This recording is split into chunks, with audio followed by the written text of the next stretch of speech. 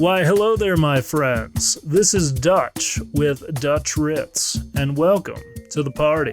So, it may not be any surprise to any of you who have been on the internet over the last couple of days that my most anticipated game of the year, aka Jedi Survivor, is a huge dumpster fire upon release. I know, it's a big shocker.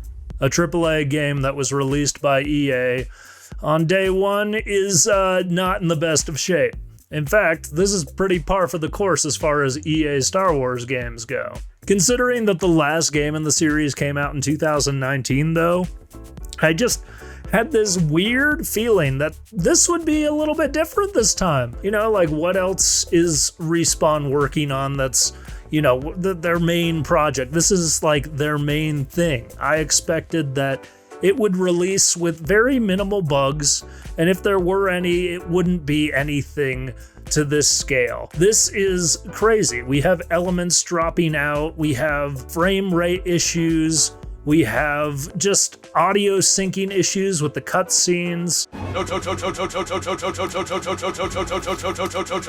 In good faith, I'm sorry guys, I just cannot purchase this game yet. I know that it probably performs better on the PlayStation 5, but even then, a lot of people have been reporting that the FPS issues have just made the game really hard to play.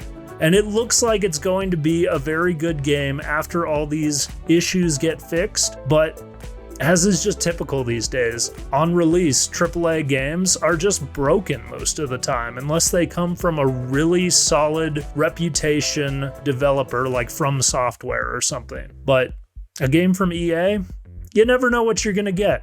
Usually, trash. As a result of this, however, I feel the need to not buy the game yet. I do not want to support a game that is releasing in a state like this. Until the game is actually fixed, I don't want to play it. I want to play it in its most optimal state, or at least not necessarily in its most optimal state, but I want it to be playable. I want the story elements to be there. I don't want it to be immersion breaking by having like a screen that comes on saying, you need to reload or skip this cutscene, basically. Yeah, guys, this has been my most anticipated game of the year, but until this game is actually complete, I don't want to spend $70 on it. That's completely ridiculous. But on a more positive note, since it seems that PC games have been living up to the standard of releasing in the state of like Arkham Knight or Cyberpunk 2077, I decided that it's a good idea to get back into the modern console game of things. I haven't bought a modern console in a great many years,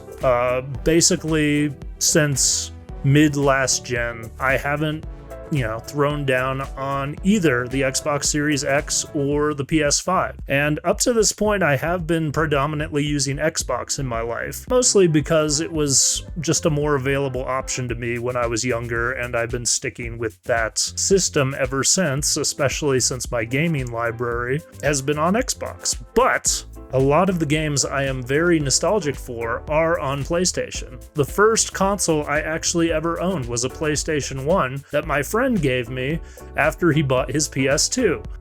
And of course, there were only a few games that I had for it, and I didn't really play it all that much, but oh my god, I played the PlayStation 2 so much at my friends' houses, and there are so many games in that library that I know have been remastered and put on the PlayStation 4, and as a result, are also on the PS5 store. And I know that there's a lot of other games that are being remastered, such as the Resident Evil series. So I really, really wanted a PS5. Ever since they launched, it just seemed like the console to have. After the reputation of the PS4 especially, I just knew I wanted to transition back over to PlayStation at some point in my life. And guys, today is the day that I got one. A PlayStation 5. So I just wanted to share my little unboxing experience with you guys.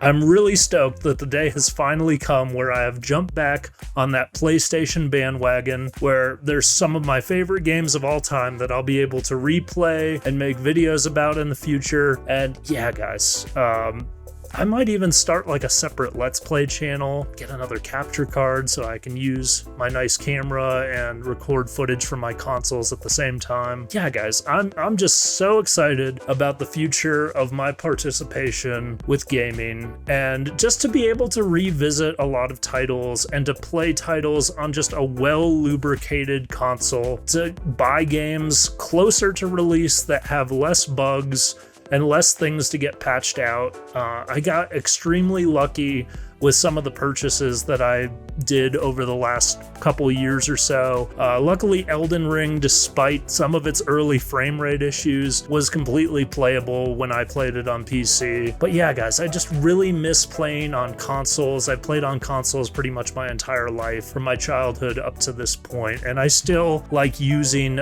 controllers when I play games on PC. So it was kind of a no-brainer for me to, at some point, jump back into the modern console era and just be able to enjoy it. So yeah, guys, thanks for checking out this little update. Hopefully I'll be able to create some more video essays soon in the near future. I do have a trip that I'm taking out of state for a couple weeks in May, so I won't have as much time to be editing things, but hopefully I'll be able to come up with at least one video before I leave. And yeah, guys, I'm just so f***ing stoked that I finally got a PlayStation. I feel like a little kid again. It's a good feeling. So anyways, guys, thanks for hanging out. I'll see you next time at the Dutch Ritz party.